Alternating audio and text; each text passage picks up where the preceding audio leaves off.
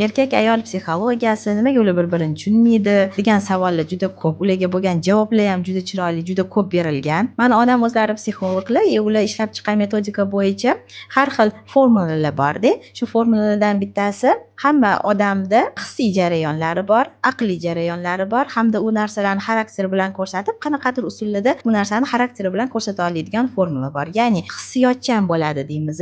Erkaklar ko'pincha aqli bilan o'ylab, kam gapirib, kam javob beradigan odamlar bo'lishadi. Biza 100% olib, hissiyotlarimizga 25, aqlimizga 25, xarakterimizga, shaxsimizga 25 va uni qanaqadir usullar bilan ishlata olishimizga 25 dan bo'lib beradigan bo'lsak, ayollarimizda hissiy jarayonlarda, hissiy e'tibor berishlarida ham nimadir hodisa sodir bo'lganda ularni shu narsaga hissiy javob berib, emotsiya bildirishlari ham ularni shu 25% to'liq ishladi deganimiz bo'ladi. Biz tasavvur qilinglar, ayollar shunaqa emotsiya bilan nimadirlarni aytib beryapmiz-da, yerimiz oxirida bitta gap bilan ha, ili hop, ili yo'q deb javob berishadi.